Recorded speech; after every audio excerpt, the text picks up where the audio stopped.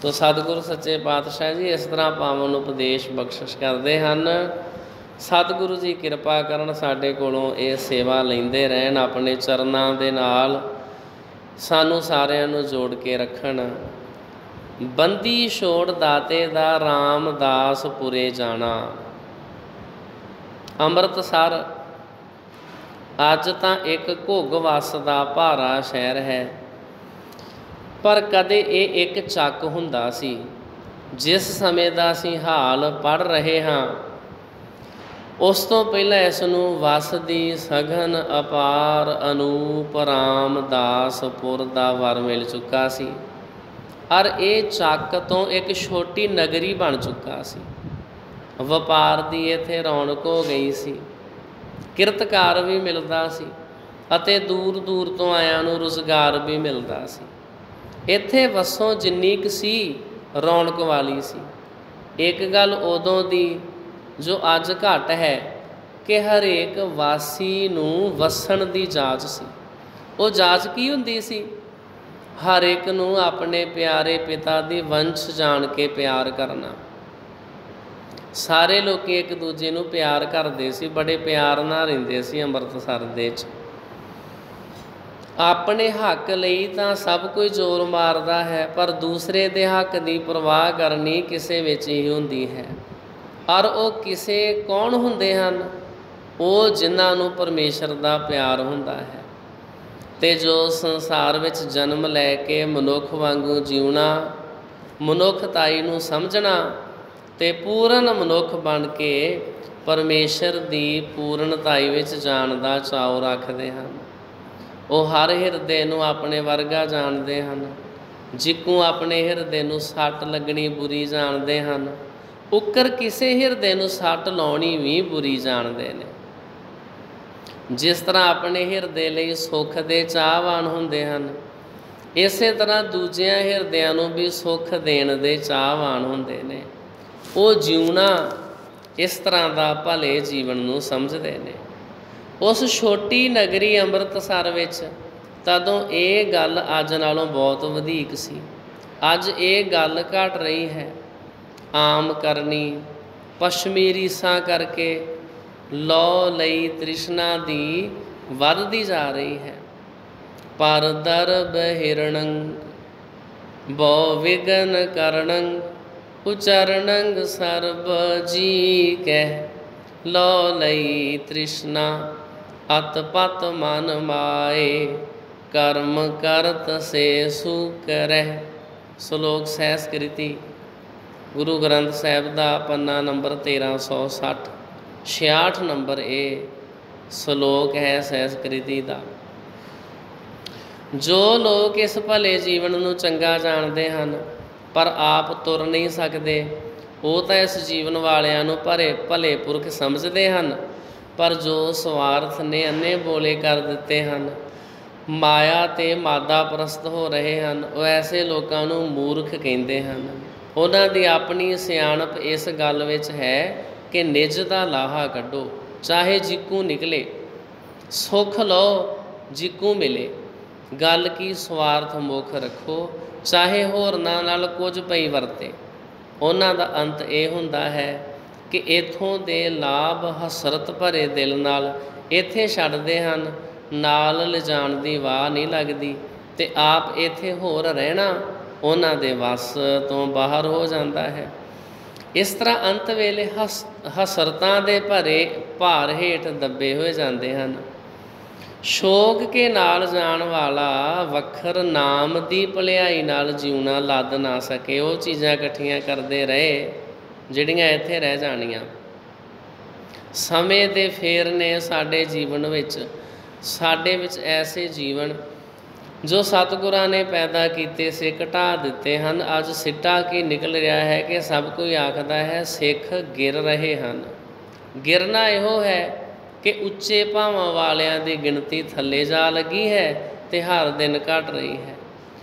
ਹਾਂ, ਅੱਜ ਅਸੀਂ ਇਸ ਥਾਂ ਅੰਮ੍ਰਿਤਸਰ ਦੇ ਸਾਫ਼ ਦਿਲ ਲੋਕਾਂ ਵਿੱਚ ਇੱਕ ਅਚਰਜ ਖੁਸ਼ੀ ਦੇਖ ਰਹੇ ਹਾਂ। ਗਰੀਬ ਪਰ ਖੁਸ਼ ਦਿਲ ਮਾਲਣਾ ਫੁੱਲਾਂ ਦੀਆਂ ਟੋਕਰੀਆਂ ਗਲੀ ਗਲੀ ਲਈ ਫਿਰ ਰਹੀਆਂ ਹਨ। ਖਿੜੇ ਮੱਥੇ ਵਾਲੀਆਂ ਅੰਦਰੋਂ ਬਾਹਰੋਂ ਸੁਥਰੀਆਂ ਤੇ ਸੁਥਰੇ ਘਰਾਂ ਵਾਲੀਆਂ ਦਾਣੇ ਦੇ ਦੇ ਕੇ ਫੁੱਲ ਲੈ ਰਹੀਆਂ ਨੇ। ਕੋਈ ਸਿਹਰੇ ਤੇ ਮਾਲਾ ਗੁੰਦ ਰਹੀ ਹੈ, ਕੋਈ ਸਰੀਆਂ ਪਰੋ ਰਹੀ ਹੈ, ਸਰੀ ਜਿਹਨੂੰ ਕਹਿੰਦੇ ਨੇ। ਕੋਈ ਡੰਡੀਆਂ ਤੋੜ ਕੇ ਨਿਰੀਆਂ ਪੰਖੜੀਆਂ ਦੀ ਝੋਲੀ ਭਰ ਰਹੀ ਹੈ। ਮਨੁੱਖਾਂ ਵੱਲ ਦੇਖੋ, ਜਿਵੇਂ ਹੱਟਾਂ ਨੂੰ ਸਜਾ ਰਹੇ ਹਨ। ਬਾਜ਼ਾਰ ਵਿੱਚ ਛਿਣਕਾਓ ਹੋ ਰਹੇ ਨੇ, ਖੁਸ਼ੀ ਦੇ ਭਰੇ ਇੱਧਰ ਉੱਧਰ ਦੌੜੇ ਫਿਰਦੇ ਨੇ। ਲਾਗਲੇ ਪਿੰਡ ਤੋਂ ਵੀ ਲੋਕੀ ਚਾਓ ਭਰੇ ਨਗਰੀ ਵਿੱਚ ਆ ਰਹੇ ਨੇ। ਸ਼੍ਰੀ ਹਰਿਮੰਦਰ ਜੀ ਵਿੱਚ ਵੀ ਬੜੀ ਰੌਣਕ ਹੈ, ਮੇਲੇ ਦੀ ਨਹੀਂ ਪਰ ਸੰਗਤਾਂ ਦੀ, ਜੋ ਕੀਰਤਨ ਤੇ ਸ਼ਬਦਾਂ ਦੇ ਉਚਾਰ ਵਿੱਚ ਮਗਨ ਹਨ। ਅੱਜ ਕੀ ਹੈ? ਕੋਈ ਰਾਜਾ ਆ ਰਿਹਾ ਹੈ? ਨਹੀਂ ਨਹੀਂ, ਤਰਲੋਕੀ ਦੇ ਨਾਥ ਆ ਰਹੇ ਨੇ। ਕੈਦਖਾਨੇ ਰਚ ਕੇ ਸਿਪਾਹੀਆਂ ਦੇ ਦਾਬੇ ਨਾਲ ਲੋਕਾਂ ਨੂੰ ਬੰਦੀ ਵਿੱਚ ਪਾਉਣ ਵਾਲੇ ਜ਼ੋਰ ਧੱਕੇ ਨਾਲ ਬਣੇ ਨਾਥ ਆ ਰਹੇ ਹਨ? ਨਹੀਂ, ਬੰਦੀ ਛੋੜ ਨਾਥ ਆ ਰਹੇ ਹਨ, ਕੈਦਖਾਨਿਆਂ ਵਿੱਚੋਂ ਕੱਢਣ ਵਾਲੇ। ਪ੍ਰੇਮ ਦਾ ਰਾਜ ਫੈਲਾਉਣ ਵਾਲੇ ਲੋਕਾਂ ਦੀ ਹੁੱਬ ਨਾਲ ਪਿਆਰੇ ਗਏ ਅਨਾਥਾਂ ਦੀ ਪ੍ਰਤਪਾਲਾ ਕਰਨ ਵਾਲੇ ਨਾਥ ਆ ਰਹੇ ਹਨ। ਉਹ ਪਾਤਸ਼ਾਹ ਆ ਰਹੇ ਹਨ ਜੋ ਡਰ ਨਾਲ ਦਿਲਾਂ ਨੂੰ ਤੰਗ ਕਰਕੇ ਰਾਜ ਨਹੀਂ ਕਰਦੇ, ਪਰ ਜੋ ਅਭੈ ਦਾਨ ਕਰਕੇ ਲੋਕਾਂ ਨੂੰ ਖੁੱਲ੍ਹਾ ਤੇ ਉੱਚਾ ਕਰਕੇ ਦਿਲ ਤਖਤਿਆਂ ਉੱਤੇ ਪਿਆਰ ਨਾਲ ਬਿਠਾ ਲਏ ਜਾਂਦੇ ਹਨ। ਜੋ ਪਾਤਸ਼ਾਹ ਨਹੀਂ ਪਰ ਸੱਚੇ ਪਾਤਸ਼ਾਹ ਕਹਾਉਂਦੇ ਹਨ। ਇਹਨਾਂ ਨੂੰ ਲੋਕ ਇਸ ਭਰਮ ਵਿੱਚ ਵੱਡਾ ਨਹੀਂ ਆਖਦੇ ਕਿ ਮਤਾਂ ਖੁਸ਼ ਹੋ ਕੇ ਸਾਨੂੰ ਆਪਣੇ ਜ਼ੋਰ ਜ਼ੁਲਮ ਦੀ ਵਡਿਆਈ ਦਾ ਹਿੱਸੇਦਾਰ ਬਣਾ ਕੇ ਵਡਿਆ ਦੇਣਗੇ, ਪਰ ਇਸ ਸਵਾਦ ਵਿੱਚ ਵੱਡਾ ਆਖਦੇ ਹਨ ਕਿ ਇਸ ਵੱਡੇ ਨੇ ਸਾਡੇ ਦਿਲ ਵੱਡੇ ਕਰ ਦਿੱਤੇ ਹਨ।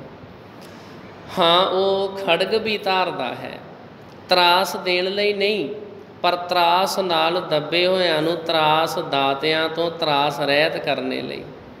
ਜੋ ਪ੍ਰੇਮ ਨਾਲ ਫਤਿਹ ਪਾਉਂਦਾ ਹੈ ਤੇ ਪ੍ਰੇਮ ਨਾਲ ਵਧਾਉਂਦਾ ਹੈ, ਪ੍ਰੇਮ ਦਾ ਹਾਲਾ ਲੈਂਦਾ, ਪ੍ਰੇਮ ਦੀਆਂ ਨਹਿਰਾਂ ਚਲਾਉਂਦਾ ਹੈ। ਜੋ ਪ੍ਰੇਮ ਤਲਬਾਂ ਦਿੰਦਾ ਹੈ ਤੇ ਪ੍ਰੇਮ ਜਗੀਰਾਂ ਬਖਸ਼ਦਾ ਹੈ, ਉਹ ਕਿੱਡਾ ਕੁ ਵੱਡਾ ਆਪ ਹੈ। ਹਾਂ, ਤਲਵਾਰ ਜਿੱਥੇ ਪ੍ਰੇਮ ਨੂੰ ਕਤਲ ਕਰਕੇ ਕੁਲ-ਕੁਲਾਂ ਹੋ ਕੇ ਨਹੀਂ ਟਹਿਕਦੀ, ਪਰ ਪ੍ਰੇਮ ਦੇ ਬਾਗ ਦੀ ਰੱਖਿਆ ਕਰਨ ਵਾਲੀ ਵਾੜ ਬਣ ਕੇ ਖੜੋਂਦੀ ਹੈ। ਜਿੱਥੇ ਤਲਵਾਰ ਦੀ ਮਹਿ ਵਿੱਚ ਲਾਲਚ ਤੇ ਕ੍ਰੋਧ ਨਹੀਂ, ਪਰ ਦਇਆ ਤੇ ਉਤਸ਼ਾਹ ਹੈ। ਇਹ ਤਲਵਾਰ ਅਰੋਗਾਂ ਨੂੰ ਰੋਗ ਹੋ ਕੇ ਨਹੀਂ ਚੰਬੜਦੀ, ਪਰ ਨਮੋ ਰੋਗ ਰੋਗੇ ਦੇ ਅਸੂਲ ਵਾਂਗੂ ਰੋਗ ਨੂੰ ਰੋਗ ਰੂਪ ਹੋ ਰਹੀ ਹੈ। ਇਹ ਸ਼੍ਰੀ ਗੁਰੂ ਹਰਗੋਬਿੰਦ ਸਾਹਿਬ ਜੀ ਮਹਾਰਾਜ ਦੀ ਐਸੀ ਤਲਵਾਰ ਆ, ਰੋਗ ਨੂੰ ਜੋ ਸ਼ੈ ਰੋਗ ਹੋ ਕੇ ਲੱਗੇ ਸੋ ਅਰੋਗਤਾ ਦੀ ਦਾਤੀ ਹੁੰਦੀ ਹੈ। ਜਿਹੜੇ ਸਤਿਗੁਰੂ ਜੀ ਐਸਾ ਭਲਾ ਕਰਨ ਵਾਲੇ ਨੇ, ਇਹ ਤਲਵਾਰ ਅਮਨ ਲਈ ਜ਼ੁਲਮ ਦਾ ਰੂਪ ਨਹੀਂ ਧਾਰ ਰਹੀ, ਪਰ ਜ਼ੁਲਮ ਦੂਰ ਕਰਨ ਲਈ ਅਮਨ ਦਾ ਰੂਪ ਧਾਰਦੀ ਹੈ। ਇਹ ਤਲਵਾਰ ਭਿਆਨਕ ਰਸ ਦਾ ਉਦੀਪਨ ਕਰਨ ਵਾਲੀ ਨਹੀਂ ਹੈ, ਪਰ ਵੀਰ ਰਸ ਦਾ ਅਲੰਬਨ ਹੈ। ਇਹ ਤਲਵਾਰ ਵੈਰ ਭਾਵ ਨਾਲ ਭਰਾ ਨੂੰ ਵੈਰੀ ਜਾਣ ਕੇ ਗਰਦਨ ਤੋੜਨ ਵਾਲੀ ਨਹੀਂ, ਪਰ ਭਰਾਵਾਂ ਨੂੰ ਵੈਰੀ ਜਾਣ ਕੇ ਗਰਦਨ ਤੋੜਨ ਵਾਲਿਆਂ ਦੀ ਤਲਵਾਰ ਦੇ ਅੱਗੇ ਸੱਚੀ ਢਾਲ ਹੈ। ਹਾਂ, ਤਲਵਾਰ ਦਾ ਧਾਰਨਾ ਤੇ ਇਸ ਨੂੰ ਦਾਰੂ ਰੂਪ ਰੱਖਣਾ ਦਾਨੇ ਹੀ ਵੈਦ ਦਾ ਕੰਮ ਹੈ। ਅੱਲੜਾਂ ਦੇ ਹੱਥ ਆਈ ਇਹ ਆਪਣੇ ਹੀ ਪੜਛੇ ਲਾਉਂਦੀ ਹੈ। ਇਸ ਖੜਗ ਦਾ ਧਾਰਨ ਵਾਲਾ ਸੰਸਾਰ ਨੂੰ ਉਸ ਚੋਟੀ 'ਤੇ ਲਿਜਾਇਆ ਚਾਹੁੰਦਾ ਹੈ ਜਿੱਥੇ ਜਾ ਤਲਵਾਰ ਦੀ ਲੋੜ ਨਹੀਂ ਰਹਿੰਦੀ, ਪਰ ਸੰਸਾਰ ਦੀ ਮੂਰਖਤਾ ਨੇ ਵਿਚਲੀ ਘਾਟੀ ਜ਼ੁਲਮ ਦੀਆਂ ਤਲਵਾਰਾਂ ਨਾਲ ਐਸੀ ਭਰ ਦਿੱਤੀ ਹੈ ਕਿ ਦਾਨਾ ਖੜਗਧਾਰੀ ਹੀਰੇ ਨਾਲ ਹੀਰਾ ਵਿੰਨਣ ਵਾਲੀ ਹਿਕਮਤ ਕਰਕੇ ਸੰਸਾਰ ਨੂੰ ਤਲਵਾਰ ਦੇ ਹੀ ਆਸਰੇ ਉਸ ਭਿਆਨਕ ਘਾਟੀ ਤੋਂ ਕੱਢ ਕੇ ਉੱਥੇ ਲਿਜਾ ਰਿਹਾ ਹੈ ਅਰ ਲੈ ਗਿਆ ਹੈ। ਇਸ ਦਾਨਾ ਹਕੀਮ ਦੀ ਕਮਰ ਨਾਲ ਲਟਕਦੀ ਉਹ ਤਲਵਾਰ ਨਹੀਂ ਦੱਸਦੀ ਕਿ ਅਸੀਂ ਜ਼ੁਲਮ ਕਰ ਸਕਦੇ ਹਾਂ, ਪਰ ਇਹ ਦੱਸਦੀ ਹੈ ਕਿ ਅਸੀਂ ਜ਼ੁਲਮ ਦੀ ਤਲਵਾਰ ਅੱਗੇ ਨਿਤਾਣੇ ਹੋ ਗਏ। ਦਰਦਮੰਦਾਂ ਦੇ ਦੁਆਲੇ ਇਸ ਤਲਵਾਰ ਨਾਲ ਵੀਰਤਾ ਦੀ ਕਾਰ ਕੱਢ ਸਕਦੇ ਹਾਂ। ਧੰਨ ਹਨ ਉਹ जो इस दुर्गा का ये जोग वर्ताव करते हैं, पर जो इसका अजोग वर्ताव करते हैं उन्हां लई शोक है। प्यारिओ, अज प्रेम के पुतले जिन्हां ने जुल्म की बरखा विच भेजदियां उत्ते छतरी ताणी सी, रामदासपुर ਅੰਮ੍ਰਿਤਸਰ आ रहे हैं। ग्वालियर के किले विचों उमरा दे 52 कैदी छुड़ा आए हैं। ग्वालियर के किले तो ही नहीं सगों उन्होंने मूर्खता के किले विचों भी कढ़ आए हैं। खिमा दी तलवार ते प्यार दी किरपान उन्हां दे अंदरले नूं पवा आए हैं अते उन्हां दी गात्रे दी तलवार नूं जुल्म दे खून तो धो के दीन रखिया दी ढाल बना आए हैं। ऐसे दाता गुरु हरगोबिंद जी अज घर आ रहे हैं। ਅੰਮ੍ਰਿਤਸਰ जिस वेले आप नूं सुनहरी कलश नाल चमकदा दिसिया तां घोड़े तो उतर के प्यारे सतगुरां दे अदब विच पैदल हो गए। अगों संगतां आ रहीआं हन। इधर भी भाई बुढ़ा, भाई जेठा आदक होर सारे सिख गुरु चंद उदाले तारा मंडल बन के शब्द पढ़ रहे हैं। उधर भाई गुरदास, भाई साईं दास ते सारे मुखी सिख गल पल्ले पाई, दिल साईं वल लाई, मुखों शब्दां दी कनघोर लाई, नेत्र प्रेम नाल जगमगाई चले आ रहे हैं। प्रेम दा संगम हो गया है। चरनी ढह पए, मिले विछड़े मिले, गुरु सुमुंद नदी सब सिखी मिल पे। इस अरशी मेल का वर्णन कौन करे। फिर सीधे हरमंदर जी नूं आए, श्री अकाल तख्त साहिब जी आए। फिर अंदर श्री हरमंदर जी विच गए, कड़ा प्रसाद आया, कीर्तन होया, अरदास विच लिवलीनता हुई, फिर प्रसाद वरत्या। फिर गुरु जी शहर विच आए। बाजार कतारां मनुखां नाल भरे पे हैं। कोठे इस्त्रियां नाल लदे पे हैं। शब्दां दी कनघोर हो रही है, फुल्लां दी वर्खा हो रही है, गुलाब दे तरौंके वस रहे हैं, सेहरे ते मालां गले पै रहे हैं, मत्थियां ते सीस बंधना दी वारी नहीं आउंदी ते शब्दां दी कनघोर नाल आकाश गूंज रहा है। संगतां दे मन्ने परमन्ने गुरु, हाँ संगत नूं वड्डा जानन वाले गुरु प्रेम करदे ते प्रेम कीते जांदे प्रेमियां दे मंडल विचों किस तरह लंघ रहे हैं, जिक्कू प्रेम भरियां हंसां दियां डारां विचों रंग रतड़ा राज हंस लंघदा है। इस तरह सत्कारे जांदे गुरु जी सने सने घर पहुँचे। माता जी दे डेरे गए। वो शांत विच पूरी सब तरह निपुण माता प्रेम विच भरी प्यारे पुत्र ते सतगुरां दे निवाजे गुरु दी तांग विच खड़ी है। मर्यादा दे पूरे जगत गुरु जी माता दे चरनां पर डिगदे हन। ममता भरी माँ मातरी प्रेम विच चुक के गल लाउंदी ते मत्था सुंघदी है। फिर माता प्रेम दे लहरे शरदा नाल चरनां वल झुकदी है, पर वो पूरा गुरु मत्था झुकण भी नहीं दिंदा। और माता अपने प्यारे सतगुरु पिता दी मूरत वेखदा वेखदा गुरु प्रेम विच पुरोता सजल नेत्र हो जाता है। लोको इन्हां आत्म प्रेम दे जाणूआं दे कौतकां नूं कौन समझे। रस संगम इन्हां विच ही हुंदे हन। मानो हिरदे आकाश विच आत्म रसां दी आकाशी पींग पै जाती है। एक पासे तां माता जी पुत्र वातसल रस विच भरे पे हैं, दूजे पासे शरदा ते निमरता विच भगती छा रही है ते गुरु भावना दा प्रेम सथाई वाला इलाही शांत रस पूरत हो रहा है। हाँ, सारे संसार तो निर्वेद सथाई वाला शांत रस भी है, पर वो लुक रहा है उच्चे रूहानी प्रेम सथाई वाले शांत रस दे ओले।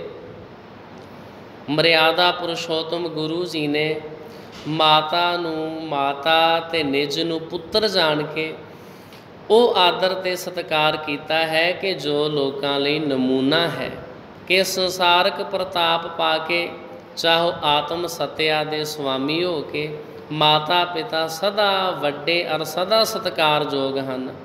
ਅਰ ਕਦੇ ਕੋਈ ਹਾਲਤ ਐਸੀ ਨਹੀਂ ਕਿ ਔਲਾਦ ਮਾਪਿਆਂ ਨੂੰ ਆਪਣੇ ਅੱਗੇ ਝੁਕਾਵੇ। ਜਦ ਗੁਰੂ ਜੀ ਇਹ ਨਮੂਨਾ ਦੱਸਦੇ ਹਨ ਤਦ ਜੀਵਾਂ ਨੂੰ ਮਾਪਿਆਂ ਦਾ ਸਤਿਕਾਰ ਕਿੰਨਾ ਵਧੇਕ ਕਰਨਾ ਚਾਹੀਏ। ਸ਼੍ਰੀ ਗੁਰੂ ਹਰਗੋਬਿੰਦ ਸਾਹਿਬ ਜੀ ਮਹਾਰਾਜ ਨੂੰ ਮਾਤਾ ਜਾਣਦੀ ਵੀ ਇਹ ਗੁਰੂ ਨੇ, ਗੁਰੂ ਨਾਨਕ ਸਾਹਿਬ ਦਾ ਰੂਪ ਨੇ, ਮੈਂ ਇਹਨਾਂ ਨੂੰ ਨਮਸਕਾਰ ਕਰਾਂ, ਪਰ ਗੁਰੂ ਜੀ ਚਾਹੁੰਦੇ ਨਹੀਂ। ਇਹ ਸਾਡੇ ਮਾਤਾ ਜੀ ਹਨ ਤੇ ਮਾਤਾ ਆਪਣੇ ਪੁੱਤਰ ਨੂੰ ਕਿਵੇਂ ਨਮਸਕਾਰ ਕਰ ਸਕਦੀ ਆ। ਹੁਣ ਮਾਤਾ ਨੇ ਆਦਰ ਨਾਲ ਬਿਠਾ ਕੇ ਸਾਰਾ ਹਾਲ ਰਤਾ ਰਤਾ ਕਰਕੇ ਸੁਣਿਆ। ਸਾਰਾ ਸੁਣ ਕੇ ਗਲ ਵਿੱਚ ਪੱਲਾ ਪਾ ਕੇ ਖੜੋ ਗਈ, ਨਾਲ ਗੁਰੂ ਜੀ ਖੜੋ ਗਏ। ਅਕਾਲ ਪੁਰਖ ਸਤਿਗੁਰਾਂ ਦਾ ਧਿਆਨ ਕੀਤਾ ਔਰ ਬੜੇ ਪ੍ਰੇਮ ਨਾਲ ਅਰਦਾਸ ਵਿੱਚ ਜੁੜ ਗਏ। ਇਸ ਵੇਲੇ ਦੇ ਪ੍ਰੇਮ ਤੇ ਧੰਨਵਾਦ ਵਿੱਚ ਮਾਤਾ ਤੇ ਗੁਰੂ ਜੀ ਐਸੇ ਲੇਵਲੀਨ ਹੋ ਗਏ ਕਿ ਘੜੀ ਭਰ ਨੇਤਰ ਨਹੀਂ ਖੁੱਲੇ। ਫਿਰ ਬਹੁਤ ਚਿਰ ਮਾਤਾ ਜੀ ਪੁੱਤਰ ਦੇ ਪਾਸ ਬੈਠੇ ਰਹੇ। ਹੁਣ ਮਾਤਾ ਜੀ ਨੂੰ ਉਪਕਾਰ ਯਾਦ ਆਇਆ। ਇਹ ਸੁੱਖ ਨੂੰ ਕੱਲਿਆਂ ਮਾਤਾ ਜੀ ਕਦ ਮਾਣ ਸਕਦੇ ਸੀ। ਬ੍ਰਹਮ ਗਿਆਨੀ ਪਰ ਉਪਕਾਰ ਉਮਾਹਾ।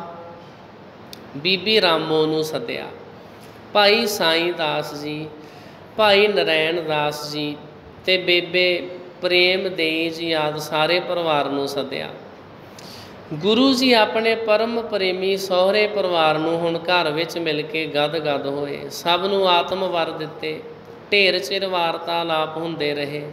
ਬੀਬੀ ਦਮੋਦਰੀ ਜੀ ਨੇ ਪਿਆਰੇ ਪਤੀ ਦੇ ਚਰਨ ਕਮਲ ਪਰਸੇ। ਇਸ ਪ੍ਰਕਾਰ ਪਰਿਵਾਰ ਦੇ ਪ੍ਰੇਮ ਤੇ ਖੁਸ਼ੀ ਦੇ ਰੰਗਾਂ ਵਿੱਚ ਗੁਰੂ ਉਦਾਲੇ ਮਾਨੋ ਪਰਿਵਾਰ ਪੈ ਰਿਹਾ ਸੀ। ਦਿਨ ਐਵੇਂ ਲੰਘਿਆ। ਰਾਤ ਦੱਸੀਦਾ ਹੈ ਕਿ ਹਰਿਮੰਦਰ ਗਏ ਤੇ ਭਾਈ ਬੁੱਢਾ ਜੀ ਦੀ ਚਾੜੀ ਚੌਂਕੀ ਵਿੱਚ ਜਦੋਂ ਅਕਾਲ ਬੁੰਗੇ ਅਪੜੇ ਜਾ ਦਰਸ਼ਨ ਦਿੱਤੇ ਤੇ ਫਿਰ ਆਪਣੇ ਸੁਖ ਆਸਨ ਵਿੱਚ ਜਾ ਬਿਰਾਜੇ। ਰਵਾਇਤ ਹੈ ਕਿ ਗੁਰੂ ਹਰਗੋਬਿੰਦ ਜੀ ਨੇ ਗਵਾਲੀਅਰ ਤੋਂ ਆ ਕੇ ਪਹਿਲੀ ਰਾਤ ਚੌਂਕੀ ਸਾਹਿਬ ਨੂੰ ਅਕਾਲ ਬੁੰਗੇ ਸਾਹਿਬ ਆ ਕੇ ਦਰਸ਼ਨ ਦਿੱਤੇ ਸੀ। ਤਾਂ ਸਾਧ ਸੰਗਤ ਜੀ ਪਹਿਰ ਰਾਤ ਰਹਿੰਦੀ ਗੁਰੂ ਜੀ ਉੱਠੇ, ਇਸ਼ਨਾਨ ਕਰਕੇ ਆਪਣੇ ਧਿਆਨ ਮਗਨ ਹੋ ਗਏ। ਫਿਰ ਉਸ ਵੇਲੇ ਕਿ ਜਿਸ ਵੇਲੇ ਸ੍ਰੀ ਗੁਰੂ ਗ੍ਰੰਥ ਸਾਹਿਬ ਜੀ ਸ੍ਰੀ ਦਰਬਾਰ ਸਾਹਿਬ ਵਿੱਚ ਆਉਂਦੇ ਹਨ, ਆਪ ਸ੍ਰੀ ਹਰਿਮੰਦਰ ਜੀ ਆਏ। ਆਸਾ ਦੀ ਵਾਰ ਲੱਗ ਰਹੀ ਸੀ। ਭੋਗ ਪਏ ਤੇ ਸ੍ਰੀ ਅਕਾਲ ਤਖਤ ਸਾਹਿਬ ਜੀ ਆ ਬਿਰਾਜੇ। ਇੱਥੇ ਪਿਆਰੇ ਸਿੱਖ ਆ ਜੁੜੇ, ਵਾਰਤਾਲਾਪਾਂ ਹੋਈਆਂ, ਅਨੇਕ ਪ੍ਰੇਮੀਆਂ ਦੇ ਪ੍ਰੇਮ ਪੂਰਨ ਹੋਏ। ਇਸ ਤਰ੍ਹਾਂ ਦੇ ਆਤਮ ਦਾਨ ਕਰਦਿਆਂ ਸੁਨੇਹਾ ਆਇਆ ਕਿ ਪਾਤਸ਼ਾਹ ਮੰਦਰ ਯਾਤਰਾ ਲਈ ਆਉਂਦਾ ਹੈ। ਸੋ ਉਸੇ ਵੇਲੇ ਉਸ ਨੂੰ ਮੰਦਰ ਦੀ ਯਾਤਰਾ ਕਰਵਾਈ ਗਈ। ਪਾਤਸ਼ਾਹ ਕਸ਼ਮੀਰ ਜਾ ਰਿਹਾ ਸੀ, ਜੋ ਅੰਮ੍ਰਿਤਸਰੋਂ 200 ਮੀਲ ਹੈ। ਸਤਿਗੁਰਾਂ ਅੱਗੇ ਪਾਤਸ਼ਾਹ ਨੇ ਕਸ਼ਮੀਰ ਨਾਲ ਚੱਲਣ ਦੀ ਜਾਚਨਾ ਕੀਤੀ ਸੀ, ਜੋ ਗੁਰੂ ਜੀ ਨੇ ਪ੍ਰਵਾਨ ਕੀਤੀ ਸੀ। ਪਾਤਸ਼ਾਹ ਤਾਂ ਉਸੇ ਦਿਨ ਤੁਰ ਗਿਆ, ਪਰ ਕੁਛ ਦਿਨ ਮਗਰੋਂ ਸ੍ਰੀ ਗੁਰੂ ਜੀ ਵੀ ਲਾਹੌਰ ਤੁਰ ਗਏ। ਕੁਛ ਸਿੱਖ ਗੁਰੂ ਜੀ ਦੇ ਨਾਲ ਗਏ ਤੇ ਕੁਛ ਮੰਦਰਾਂ ਦੀ ਸੇਵਾ ਵਿੱਚ ਰਹੇ। ਹੁਣ ਭਾਈ ਸਾਈਂ ਦਾਸ ਜੀ ਤੇ ਰਾਮੋ ਫੇਰ ਆਪਣੇ ਗਿਰਾਂ ਉਸੇ ਤਰ੍ਹਾਂ ਸਤਸੰਗ ਵਾੜੀ ਲਾਏ ਬੈਠੇ ਹਨ। ਤੇ ਸ੍ਰੀ ਗੁਰੂ ਹਰਗੋਬਿੰਦ ਸਾਹਿਬ ਜੀ ਮਹਾਰਾਜ ਗਵਾਲੀਅਰ ਦੇ ਕਿਲੇ ਵਿੱਚੋਂ ਰਿਹਾ ਹੋ ਕੇ ਸ੍ਰੀ ਅੰਮ੍ਰਿਤਸਰ ਸਾਹਿਬ ਵਿਖੇ ਆਏ ਨੇ। ਨਗਰ ਦੇ ਸਾਰੇ ਲੋਕਾਂ ਨੇ ਬੜੀਆਂ ਖੁਸ਼ੀਆਂ ਮਨਾਈਆਂ ਨੇ। ਉਸ ਸਮੇਂ ਵਿੱਚ ਬਿਜਲੀ ਲਾਈਟ ਤੇ ਹੁੰਦੀ ਨਹੀਂ ਸੀ, ਤਾਂ ਕਰਕੇ ਲੋਕਾਂ ਨੇ ਕੀ ਕੀਤਾ, ਜਿਹੜੇ ਉਹਨਾਂ ਦੇ ਘਰਾਂ ਦੀਆਂ ਕੰਧਾਂ ਗਲੀਆਂ ਦੇ ਨਾਲ ਲੱਗਦੀਆਂ ਸੀ, ਉਹਨਾਂ ਕੰਧਾਂ ਦੇ ਉੱਤੇ ਦੀਵੇ ਜਗਾ ਦਿੱਤੇ। ਜਿਹਦੇ ਕੋਲ ਤੇਲ ਸੀ ਉਹਨੇ ਤੇਲ ਦੇ ਦੀਵੇ ਜਗਾ ਦਿੱਤੇ, ਜਿਹਦੇ ਕੋਲ ਘਿਓ ਸੀ ਉਹਨੇ ਘਿਓ ਦੇ ਦੀਵੇ ਜਗਾ ਦਿੱਤੇ। ਤਾਂ ਕਿ ਸ਼੍ਰੀ ਅੰਮ੍ਰਿਤਸਰ ਸਾਹਿਬ ਦੀਆਂ ਗਲੀਆਂ ਦੇ ਵਿੱਚੋਂ ਜਿਹੜੀਆਂ ਸੰਗਤਾਂ ਨੇ ਲੰਘਣਾ ਹੈ, ਹਨੇਰੇ ਦਾ ਕਰਕੇ ਉਹਨਾਂ ਨੂੰ ਕਿਸੇ ਪ੍ਰਕਾਰ ਦੀ ਕੋਈ ਪਰੇਸ਼ਾਨੀ, ਕੋਈ ਦਿੱਕਤ ਨਾ ਹੋਵੇ। ਉਦੋਂ ਦੀਵੇ ਸੀ, ਸਿੱਖਾਂ ਨੇ ਦੀਵੇ ਜਗਾ ਦਿੱਤੇ। ਜੇ ਉਦੋਂ ਲਾਈਟ ਹੁੰਦੀ, ਸਿੱਖਾਂ ਨੇ ਆਪਣੇ ਘਰਾਂ ਦੇ ਅੱਗੇ ਬਲਬ ਲਾ ਦੇਣੇ ਸੀ, ਵੀ ਤਾਂ ਕਿ ਜਿਹੜੀਆਂ ਆਉਣ ਵਾਲੀਆਂ ਸੰਗਤਾਂ ਨੇ ਉਹਨਾਂ ਨੂੰ ਕਿਸੇ ਪ੍ਰਕਾਰ ਦੀ ਕੋਈ ਮੁਸ਼ਕਲ ਨਾ ਹੋਵੇ। ਇਸੇ ਤਰ੍ਹਾਂ ਸਾਨੂੰ ਚਾਹੀਦਾ, ਸਾਡੇ ਲੋਕਾਂ ਦੇ ਘਰਾਂ ਦੀਆਂ ਜਿਹੜੀਆਂ ਕੰਧਾਂ ਗਲੀਆਂ ਦੇ ਨਾਲ ਲੱਗਦੀਆਂ ਨੇ, ਉੱਥੇ ਉੱਥੇ ਸਾਨੂੰ ਚਾਨਣ ਦਾ ਪ੍ਰਬੰਧ ਕਰ ਦੇਣਾ ਚਾਹੀਦਾ, ਤਾਂ ਕਿ ਆਉਂਦੇ ਜਾਂਦੇ ਜਿਹੜੇ ਰਾਹਗੀਰ ਨੇ, ਜਿਹੜੀਆਂ ਸੰਗਤਾਂ ਨੇ, ਉਹਨਾਂ ਨੂੰ ਕਿਸੇ ਤਰ੍ਹਾਂ ਦੀ ਕੋਈ ਪਰੇਸ਼ਾਨੀ ਨਾ ਹੋਵੇ। ਇਹ ਸਾਰਾ ਸੰਸਾਰ ਅਕਾਲ ਪੁਰਖ ਵਾਹਿਗੁਰੂ ਜੀ ਦਾ ਘਰ ਹੀ ਹੈ। ਜ਼ਰੂਰੀ ਨਹੀਂ ਵੀ ਜਿਹੜੀ ਸਾਫ ਸਫਾਈ ਅਸੀਂ ਸਿਰਫ ਗੁਰਦੁਆਰੇ ਦੇ ਵਿੱਚ ਹੀ ਕਰਨੀ ਆ। ਆਪਣੀਆਂ ਗਲੀਆਂ, ਬਾਜ਼ਾਰ, ਸਾਰੇ ਰਸਤੇ ਸਾਨੂੰ ਸਾਫ ਕਰਨੇ ਚਾਹੀਦੇ, ਕਿਉਂਕਿ ਸਤਿਗੁਰ ਸੱਚੇ ਪਾਤਸ਼ਾਹ ਜੀ ਤੇ ਸਾਰੇ ਇਲਾਕੇ ਵਿੱਚ ਗੁਰੂ ਸਾਹਿਬ ਜੀ ਮਹਾਰਾਜ ਨੇ ਚਰਨ ਪਾਏ ਨੇ। ਤੋ ਗੁਰੂ ਸਾਹਿਬ ਜੀ ਮਹਾਰਾਜ ਦੀ ਆਮਦ ਦੀ ਖੁਸ਼ੀ ਵਿੱਚ ਸੰਗਤਾਂ ਨੇ ਉੱਥੇ ਬਹੁਤ ਸਾਧ ਸੰਗਤ ਜੀ ਆਨੰਦ ਮਾਣਿਆ। ਇੱਕ ਗੱਲ ਤੁਹਾਡੇ ਵਾਸਤੇ ਨਵੀਂ ਹੋਵੇਗੀ, ਪਰ ਹੈ ਵੀ ਇੱਕ ਸੱਚਾਈ। ਜਿਸ ਦਿਨ ਸ਼੍ਰੀ ਗੁਰੂ ਹਰਗੋਬਿੰਦ ਸਾਹਿਬ ਜੀ ਮਹਾਰਾਜ ਅੰਮ੍ਰਿਤਸਰ ਸਾਹਿਬ ਵਿਖੇ ਆਏ, ਉਸ ਦਿਨ ਦੀਵਾਲੀ ਵਾਲਾ ਦਿਨ ਨਹੀਂ ਸੀ, ਕਿਉਂਕਿ ਰਾਮਚੰਦਰ ਜੀ ਕਹਿੰਦੇ ਵੀ ਅਯੁੱਧਿਆ ਦੇ ਵਿੱਚ ਆਏ ਸੀ। ਇਹ ਲੋਕੀ ਚਾਹੁੰਦੇ ਸੀ ਵੀ ਸਿੱਖਾਂ ਨੂੰ ਵੀ ਨਾਲ ਹੀ ਜੋੜ ਲਓ, ਸਿੱਖ ਕਿਤੇ ਪਿੱਛੇ ਨਾ ਰਹਿ ਜਾਣ। ਤਾਂ ਕਰਕੇ ਇਤਿਹਾਸ ਵਿੱਚ ਲਿਖ ਦਿੱਤਾ ਗਿਆ ਕਿ ਗੁਰੂ ਸਾਹਿਬ ਜੀ ਦੀਵਾਲੀ ਵਾਲੇ ਦਿਨ ਅੰਮ੍ਰਿਤਸਰ ਸਾਹਿਬ ਵਿਖੇ ਆਏ ਸੀ।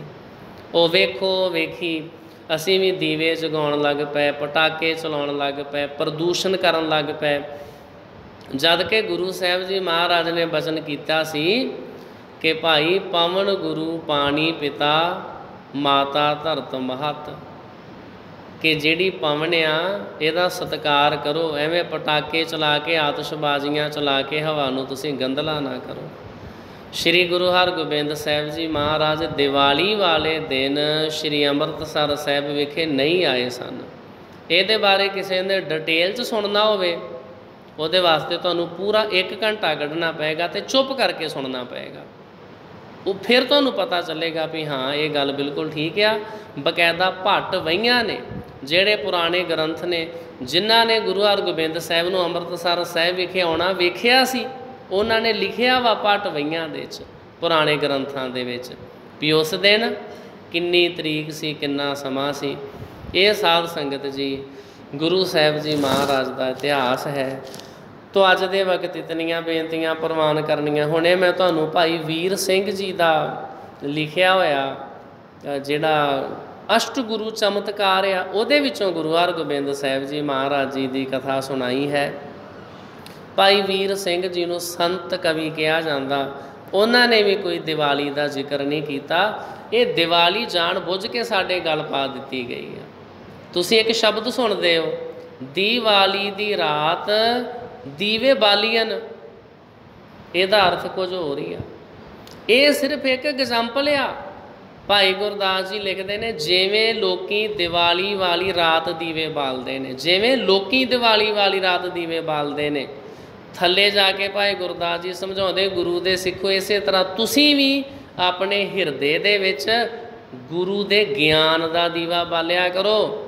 ਤੁਸੀਂ ਪੈ ਗਏ ਹੋ ਪਖੰਡਾਂ ਦੇ ਵਿੱਚ, ਦੀਵੇ ਖਰੀਦ ਕੇ ਫਿਰ ਉਹ ਤੁਸੀਂ ਤੇ ਝੁਕਣਾ ਸੀ ਇੱਕ ਅਕਾਲ ਪੁਰਖ ਵਾਹਿਗੁਰੂ ਦੇ ਅੱਗੇ, ਤੁਸੀਂ ਤੇ ਮੱਥਾ ਟੇਕਣਾ ਸੀ ਸਿਰਫ ਗੁਰੂ ਗ੍ਰੰਥ ਸਾਹਿਬ ਜੀ ਨੂੰ। ਤੁਸੀਂ ਉਹ ਦੀਵੇ ਲੈ ਕੇ ਪਹਿਲਾਂ 20-25 ਦੀਵੇ ਬਾਲ ਲੈਂਦੇ ਹੋ। ਫਿਰ ਇਹ ਜੀ ਜਿਹੜੇ ਇੱਕ ਦੀਵਾ ਜੀ ਤੁਸੀਂ ਰੂੜੀ ਦੇ ਉੱਤੇ ਬਾਲ ਆਓ, ਇੱਕ ਜੀ ਮੜੀਆਂ ਦੇ ਵਿੱਚ ਬਾਲ ਆਓ, ਇੱਕ ਜੀ ਫਲਾਨੀ ਕਬਰ 'ਤੇ ਬਾਲ ਆਓ, ਜਠੇਰਿਆਂ ਦੇ ਬਾਲ ਆਓ। ਤੁਸੀਂ ਤੇ ਕਬਰਾਂ, ਮੜੀਆਂ, ਮਸਾਣਾਂ ਦੇ ਚੱਕਰ 'ਚ ਪਏ ਹੋ। ਇੱਕ ਗੁਰੂ ਗ੍ਰੰਥ ਸਾਹਿਬ ਜੀ ਮਹਾਰਾਜ ਦੇ ਅੱਗੇ ਅਸੀਂ ਨਮਸਕਾਰ ਕਰਨੀ ਸੀ, ਉਧਰਲੇ ਪਾਸਿਓਂ ਅਸੀਂ ਟੁੱਟ ਗਏ ਆ। ਅਸੀਂ ਕਬਰਾਂ, ਮੜੀਆਂ, ਮਸਾਣਾਂ ਤੋਂ ਡਰਦੇ ਰਹਿੰਦੇ ਹਾਂ ਵੀ ਪਤਾ ਨਹੀਂ ਸਾਡੇ ਜਿਹੜੇ ਵੱਡੇ ਬਜ਼ੁਰਗ ਮਰੇ ਸ਼ਾਇਦ ਉੱਥੇ ਮੜੀਆਂ 'ਚ ਹੀ ਬੈਠੇ ਨੇ, ਉਹਨਾਂ ਦੇ ਨਾਮ ਦਾ ਅਸੀਂ ਦੀਵਾ ਜਗਾਉਣ ਵਾਸਤੇ ਜਾਂਦੇ ਹਾਂ। ਗੁਰੂ ਸਾਹਿਬ ਨੇ ਬਚਨ ਕੀਤਾ, ਆਪਣੇ ਹਿਰਦੇ ਦੇ ਵਿੱਚ ਤੁਸੀਂ ਗਿਆਨ ਦਾ ਦੀਵਾ ਬਾਲੋ। ਤੁਹਾਨੂੰ ਐਵੇਂ ਵਹਿਮਾਂ ਭਰਮਾਂ ਦੇ ਵਿੱਚ ਪੈਣ ਦੀ ਜ਼ਰੂਰਤ ਨਹੀਂ। ਛੋਟੇ ਹੁੰਦਿਆਂ ਅਸੀਂ ਨਾ ਮੱਝਾਂ ਚਾਰਨ ਵਾਸਤੇ ਜਾਇਆ ਕਰਨਾ ਸ਼ਮਸ਼ਾਨ ਘਾਟ 'ਚ ਮੜੀਆਂ ਦੇ ਵਿੱਚ। ਉਹ ਦੀਵਾਲੀ ਵਾਲੀ ਰਾਤ ਲੋਕਾਂ ਨੇ ਕੀ ਕਰਿਆ ਕਰਨਾ, ਦੀਵਾ ਬਾਲ ਕੇ ਮਾਚਿਸ ਵੀ ਉੱਥੇ ਰੱਖ ਆਇਆ ਕਰਨੀ, ਡੱਬੀ ਵੀ ਉੱਥੇ ਰੱਖ ਆਇਆ ਕਰਨੀ। ਅਸੀਂ ਉਹ ਸਾਰੀਆਂ ਇਕੱਠੀਆਂ ਕਰ ਲਿਆਇਆ ਕਰਨੀਆਂ। ਇੱਥੇ ਤੇ ਪਈਆਂ ਪਈਆਂ ਖਰਾਬ ਹੋ ਜਾਣਗੀਆਂ। ਲੋਕੀ ਵਿਚਾਰੇ ਇੰਨੇ ਡਰੇ ਹੋਏ ਨੇ, ਉਹ ਕਹਿੰਦੇ ਵੀ ਨਹੀਂ ਨਹੀਂ, ਜਿਹੜੀ ਡੱਬੀ ਜਿਹੜੀ ਮਾਚਿਸ ਦੇ ਨਾਲ ਮੜੀਆਂ ਵਿੱਚ ਦੀਵਾ ਬਾਲਿਆ, ਉਹ ਮਾਚਿਸ ਹੁਣ ਵਾਪਸ ਥੋੜ੍ਹੀ ਲਿਆਉਣੀ ਆ। ਵੀ ਉਹ ਡੱਬੀ ਵਿੱਚ ਕਿਹੜਾ ਤੁਹਾਡਾ ਭੂਤ ਜਾਂ ਤੁਹਾਡਾ ਕੋਈ ਵੱਡਾ ਵਡੇਰਾ ਬਜ਼ੁਰਗ ਵੜ ਕੇ ਬਹਿ ਗਿਆ। ਅਸੀਂ ਲੋਕੀ ਇਹੋ ਜਿਹੇ ਵਹਿਮਾਂ ਭਰਮਾਂ ਦੇ ਵਿੱਚ ਪਏ ਹੋਏ ਹਾਂ।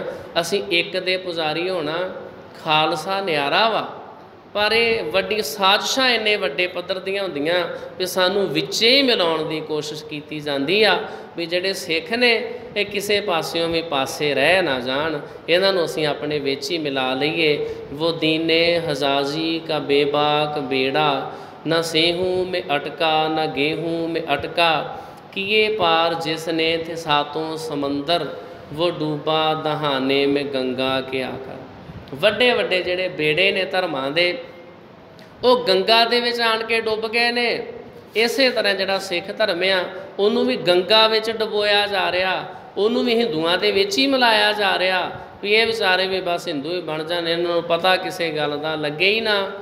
ਤੇ ਉਹ ਲੋਕੀ ਆਪਣੀ ਸਾਜ਼ਿਸ਼ ਦੇ ਵਿੱਚ ਕਾਮਯਾਬ ਵੀ ਹੋ ਰਹੇ ਹਨ। ਅੱਜ ਦੇ ਵਕਤ ਇਤਨੀਆਂ ਬੇਨਤੀਆਂ ਪ੍ਰਵਾਨ ਕਰਨੀਆਂ। ਆਪ ਸੰਗਤਾਂ ਵਾਸਤੇ ਚਾਹ ਪਾਣੀ ਦੇ ਲੰਗਰ ਤਿਆਰ ਹਨ, ਉਹ ਆਪ ਸੰਗਤਾਂ ਨੇ ਛਕ ਕੇ ਜਾਣਾ ਜੀ।